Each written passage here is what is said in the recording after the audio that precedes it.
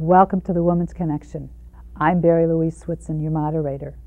The Women's Connection is a program about events shaping women's lives and helping one gain authentic power on a personal or professional level. So won't you stay tuned? On the city than I do. So welcome, Laura. Thank you for having me. You're a New York institution, your TV show. Thank you. Yes, we've been doing it for a long time. I know. It's great. Let's start with what made you move to New York in the first place? I was living in Buffalo in 1983, and that was around the time Bethlehem Steel closed. The economy was very bad across the Rust Belt, and there were more opportunities for women in particular in New York City, but just in general. So that was the main reason. It has changed since 1980. I moved here in 1979, and it's like my friends from the east side would not cross to the west side. But things are really changing. What do you feel is the biggest change that you have experienced since you've moved here? When I moved, people really didn't know which way it was going to go. There were questions. Most people were leaving the city, especially if you could afford to leave the city. If you had children, if you were older, you were getting out when we were coming in. We were going against the tide. It's changed in a million ways, and I guess that's why I wrote the book. Certainly, it's safer. And certainly the level of culture, it was great back then. And that's one thing that kept the city alive, but it's just exploded. When you first moved here, how did you find a place to live? Because everybody says, where should I live? I can't tell you where to live. You gotta explore. And I always say, because I'm in real estate also, I say explore at night because the neighborhoods change. What did you find? And that probably hasn't changed. It's still challenging to find the right place to live in New York City, especially if you've grown up in the Midwest or somewhere there's a lot more space. I couldn't afford anything. The first couple of months, I lived with my grandfather in Huntington, Long Island, and commuted to the city. And it was funny because I had never been in an apartment building before. We lived in a very small but a freestanding brick house. And it was during the energy crisis, and the house was always about 55 degrees. We'd fight to sleep with the dog every night because that was your heating blanket. And I moved in with my grandfather, and it was a couple hundred apartments in this complex. And my bedroom was 90 degrees. And I asked Grandpa where the thermostat, I was just going to turn the thermostat down. And he said, well, we're closest to the furnace. So he goes over and he throws open the window. And he said, this is how we adjust the heat. You just let it go. And I thought of my father screaming when the heating bill used to come, and he used to say, who's going to pay for this? And he used to say, are we heating the entire neighborhood? And I wanted to call Buffalo and say, we're heating the whole neighborhood, for real. What was your first impression moving to the city? My first impression was that everybody I knew had terrified me. They were saying, you're going to get mugged. My father even told me, who had lived in New York, he said, don't fall asleep on the subway because they'll steal your shoes. Now, he wasn't wrong. We've seen people who've fallen asleep on the subway, and there are things missing. But usually the circumstance isn't they were taking a nap after work. Usually they had been out for a really fun night. But all these people warned me. It was the time of Dartman and Zodiac Killer. There were a lot of weird cult-like mass murders happening in the 70s and the 80s. Not all in New York City, but the mentality was, you're going to die. And so that's how I arrived in the city. I actually had an umbrella, and I pulled out the top and put in an ice pick. That was going to be my big protection. That's doing pretty good. I never would have thought of that one. I think it was Carol Burnett or someone said, if you're in the subway, if you meet someone crazy, just out crazy them. If they're doing tics and weird gestures, just be crazier. And I think I later saw Paul Newman in Apache, the Bronx, where some crazy guy, and he did that. He just out-crazied him. So that's a strategy. When you finally moved to the city, what was your experience finding an apartment so you could move out of your grandfather's place? I did it the hard way. I did triple illegal sublets, which I didn't know what a sublet is. I didn't know what rent control was. I didn't know what condo ops. When I went to New York University, I wish they had had a whole course in real estate semantics. I didn't even know how to read an ad in the Village Voice to understand the apartment they were describing and what transportation it was near. There are all these code words. In the Village Voice back then, you paid for the ad, so people wanted to keep it very tight and concise, so there was a secret language. Now, on the internet, you have people will abbreviate, but you have a little more space. So I went through all the ropes of illegal sublets, roommates, roach-infested apartments, and putting boric acid around my bed, which, of course, I ended up stepping in, and landlords, Russian money lenders, just, and it was, I wouldn't trade it. I'm glad I didn't come here with a trust fund and get a lovely one-bedroom apartment on the Upper West Side and started my New York life. It was much more interesting. You came to New York and you wound up being on the floor of the American Stock Exchange. How did that come about? Well, I'm an only child, so when we would have family gatherings, they didn't play I Spy or Parcheesi. My family, most of them are Irish, and they love a party, but they play poker. And 5-card stud, 7-card stud, and I learned how to play poker when I was 5 years old. They'd sit me on a couple of phone books and have me dealing and saying, one-eyed jacks are wild, cut 'em deep and weep. And so I learned about probability. I learned to play card games. My uncle used to take me to the racetrack, so I learned more about probability, and I thought I could translate that to the stock market. When I would look at the financial pages, it was exactly like the racing pages. That's amazing. So you wound up taking all that experience and translating it into the gambling on the stock exchange. That's amazing. When you went for an interview, what did you say your qualifications were? Did you say you knew how to play poker, so they put you on the floor?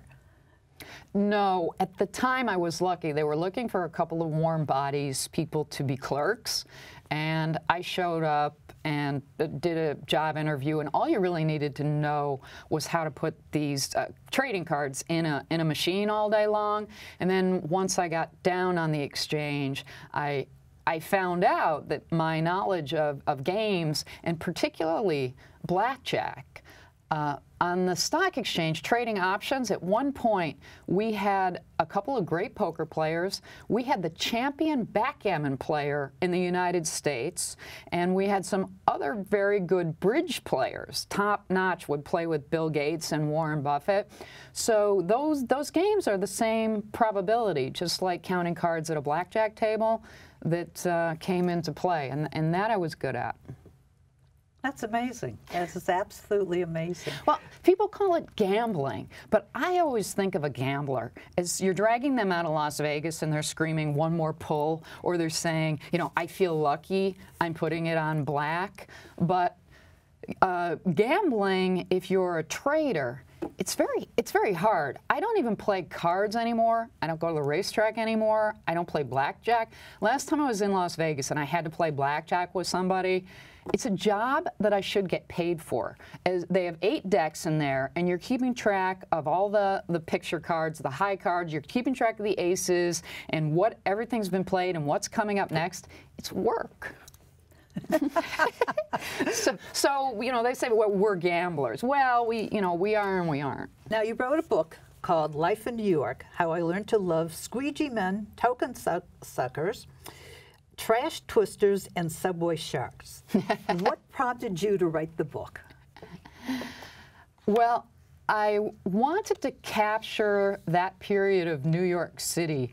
I always say it was the middle-age Elizabeth Taylor period, where she was still stunning and had good bone structure and talent, but you were worried. You thought this might be the end because some really bad things were happening. And it was at that very moment I moved to the city, and fortunately we know the ending of that story. New York is the most visited city in the world right now, and so many wonderful things are going on, but I wanted to capture that transformation, and I wanted to talk a little bit about that gritty phase when Times Square, you kind of took your life in your hands when you went to see a Broadway show. If you're moving to New York now, what advice would you give somebody? Well, people under 30 don't even know what a token sucker is. And when we switched to a flat Metro card, you used to have this coin that you'd put in the turnstile, and guys would jam it up with a little piece of gum. So after you put your token in, they would come running over and put their face down to the turnstile and suck the token into their mouth. Very attractive. But what I love about New York is when people sort of heckled them, said, "Oh, that's gross," they'd come right back and say, "I've kissed women worse than this." I mean, they have remarks. So even everybody has an act. You know, I say even the people who are asking for money on the street or doing something, they can't just put out a tin cup. They have to have a story, and they have to have some shtick to engage people. So I think if people are coming here today, it's the world's largest outdoor museum. You don't have to pay admission to go into a gallery or a show. You can just grab a seat and watch the whole parade, or take a seat on a bus or a subway, and the whole show is going to unfold before your very eyes. What would you say, besides finding an apartment, has been your most challenging part of moving to New York? That's easy. I'm going to do an imitation right now, and you tell me what New York function, public service function, this is. Okay, we're going to now, switching the 6th train will now be operating. I had so many people ask me, they're down on the subway, they want to go somewhere. They said, "What language are the directions, are the announcements in?" So I speak English. I don't know what they're saying. Does anyone know what they're telling you? A train stops. You have no idea why. Is it going out of service? Should you switch to something else? Maybe it's better. Maybe it's turning into an express train. Maybe someone's been murdered in the 3rd car. Maybe it's on fire. You don't know. No one's telling you. I mean, it's just that the fun of taking the New York subway, whether it's the show in the car. Oh, the dancing now? I thought only women did pole dancing, you know, in strip clubs. Oh no, you go down in the subway, a troupe of 6 big guys gets on and starts doing dance numbers and flipping around and practically whacking people in the face with their feet and other people's shopping bags. So now the whole show is underground. When you were working on the stock exchange, you also went to NYU, but you didn't stay with the with the American Stock Exchange very long. You proceeded to get into television and writing. And before the show before our taping here, you were talking about how you worked with Joan Rivers. Why don't you tell us a little bit about her? And that was the wonderful thing. There was so much to do here. I wanted to do stand-up comedy. I wanted to work in television. Oh, Joan Rivers was marvelous. I've worked with a lot of comedians, and I've done some writing for comedians, and some of them don't write any of their own jokes, and some are okay at writing jokes, but rarely she wrote most of her jokes. She was very good at generating material that was good, that was timely, and she could do it quickly when she needed to. And I was very sorry. I've actually written letters. I thought she should have gotten the Mark Twain Prize for humor. I really thought she had broken a lot of barriers for other women to make their mark in comedy, and that's happened very slowly. If you look at women being a lead in a comedy movie or being able to get one written or produced. And she broke a lot of ground, and she paid a big a big price for that, and she would tell you that it was a lot harder, and a lot of people didn't treat her well. But this is a New York lesson. Joan was a New Yorker. She was from Larchmont, right outside the city, but she was a New Yorker, and the word no was a request for more information. If you weren't going to give her the late night show, then she was going to go on Broadway and win a Tony. And if you weren't going to give her the Tony nomination or another show, she was going to do a TV show. If there was an obstacle and she couldn't get through it, she would go over it, she would go around it, she would go under it. And that's a very good lesson for all of us women in particular. She had a lot of gumption, and or maybe chutzpah. Chutzpah. We call it in New York. She did, and she got knocked down. Johnny Carson blacklisted her, but they wouldn't give her the Tonight Show. They knew he was going to leave, and they wouldn't hand it over to her. They said she's too old. Well, she was in show business for another 35 years after that. But yeah, she got really, really knocked around. And she just went, and if it was a gossip show, a red carpet show, a fashion show, she kept going. Being a writer and an artist, what do you find most challenging about it?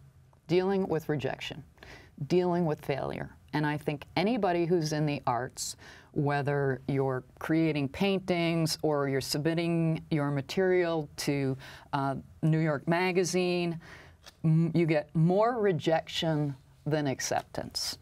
And you have to either process it, either learn from it, either rip it up, decide one of many ways you can deal with it. You know, ignore it, embrace it, whatever your personal philosophy is, and find out how you're going to keep climbing up that mountain, or make a transition that's going to be better for you. It's really dealing with failure every day. What is the spark that keeps you going? I love what I do, but I've done a number of different things. And when I'm no longer excited about getting up and doing whatever it is, I tend to switch. There's a common thread through most of my work, which is storytelling, but I've pursued it in many different formats, and there will probably be more to come as my interests. I think I have, what I'm saying is I have ADD. I have a short attention span. I don't want to do the same thing over and over. You also received an award from President Clinton. What was that all about? There was a phase in my life where I was helping women entrepreneurs market their products, get patents, get publicity.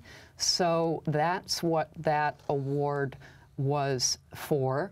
New York City makes you very aware of entrepreneurship, and entrepreneurship is very hard. It's very difficult. But if you're clever, or if you have an idea and you're willing to work hard, it's a place where someone who, especially in 1985, if you were a young woman or you were an immigrant, a minority, you know, entrepreneurship was really where you could spread your wings. You weren't going to get partnership in a white shoe law firm, or maybe the plum job at City Hall, if you weren't the right color and the right sex and the right education.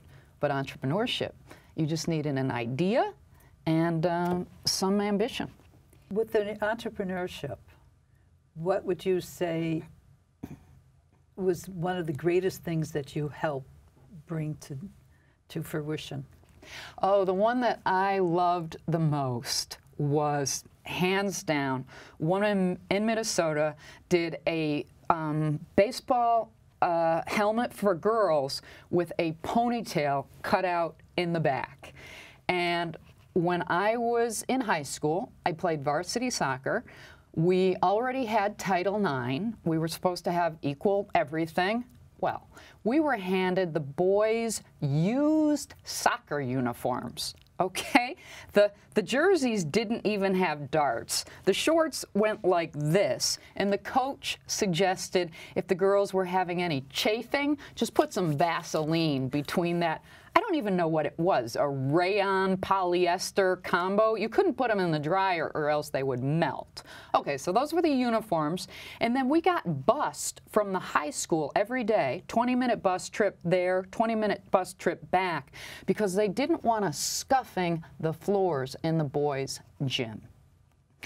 So when this woman had these helmets with ponytail holders so the girls could whip it off and get it on and off and run the bases, it was a great idea. Now you don't see the field without them. It looks like they've been around forever. But of course, and it was a woman who had played sports, so it came out of her own experiences. And we had, it may not have made the most money, although she did really well with it. That was great. I enjoyed that.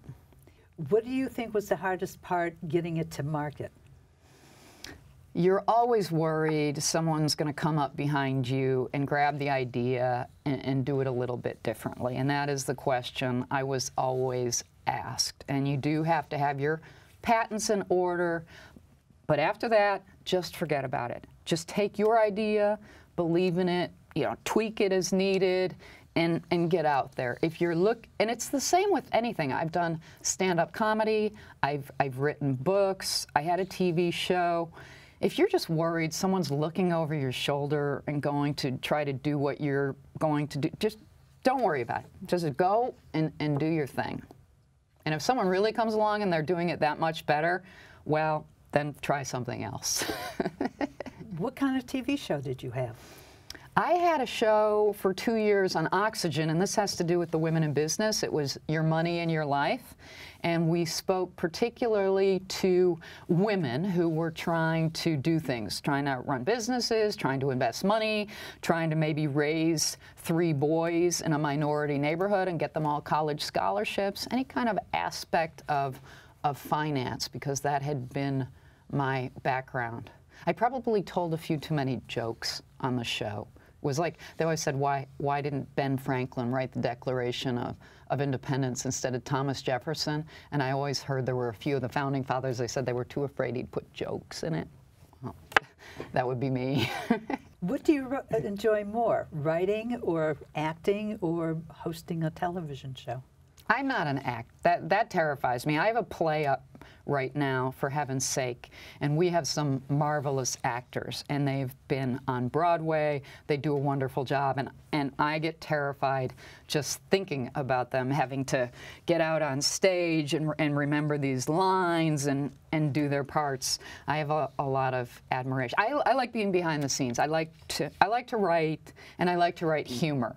That's what I got thrown out of high school for. So if you're ever looking for what your real strength is, think, what did I get detention for the most? And that I was the class clown. Well, what do you hate most about New York City?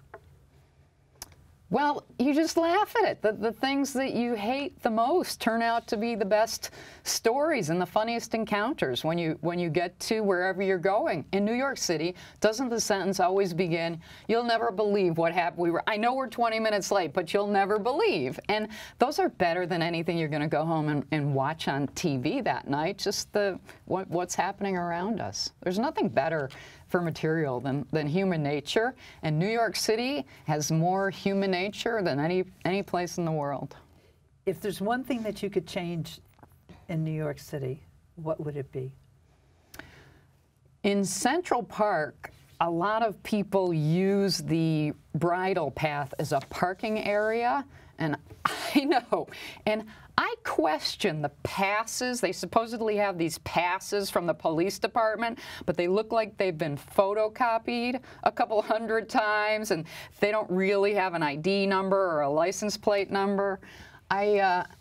We're in the midst of a trend where we're building more parks, and our parks are getting better and better. And we need not to lose sight of that. If you go to a city like London, a lot of tourists, and you see the beautiful parks and they're safe and kids can play, we're so much better than where we were in the 1980s. But let's keep going with the parks and the pretty spaces where you can just get away from it a little bit. You can relax a little bit and get that city, you know, those rages, the subway rage, and when your high heel gets caught in the great rage, and the pole dancer rage. Well, we don't have the 3-card Monty anymore. I mean, that's a change. That was very popular in Times Square for a long time. If you could change one thing about the city, what would that be? Oh, that's easy.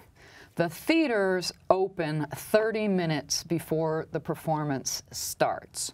So on a very cold day, a very hot day, a very rainy day, what you have in Times Square is hundreds of senior citizens, people with babies and strollers going to some of the Annie and Mary Poppins and all that kind of thing, people who need a toilet because they've just traveled from Westchester or New Jersey, people with shopping bags.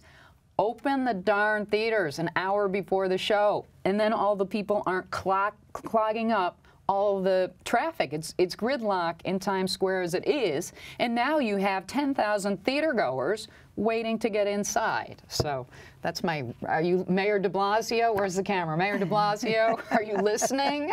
Theaters, they're volunteers. Most of the ushers at the theater are volunteers. I've made inquiries. It's ridiculous. And here's the thing. They'll make their money back at concession. Right now, you don't have time to get the kids the Mary Poppins CD because you're running to the lab and the line is like this. You will make the money back selling Pepsis and snacks and T-shirts. I have a finance degree from NYU. I guarantee. You can come talk to me, de Blasio. I'll guarantee that money. What do you think the city will be like in 30 years? Oh my gosh, I hope I'm here. I hope I'm here to enjoy it. Much different than anything we can imagine, and full of surprises, good and bad, full of surprises. In the closing moments of the show, what would you like to leave the audience with? The best advice I've ever been given in my life was by an agent at LaGuardia Airport behind the ticket counter who said, you can only worry about yourself. And not that we don't help everybody in New York City, but once you kind of manage your own issues, everything else comes together and everybody gets along just fine.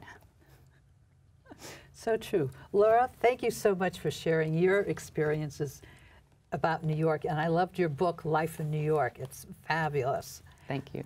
Love to hear about your experiences, too, coming to New York, or let us know if we can help you on your journey here. Write us here at The Women's Connection. Bye now.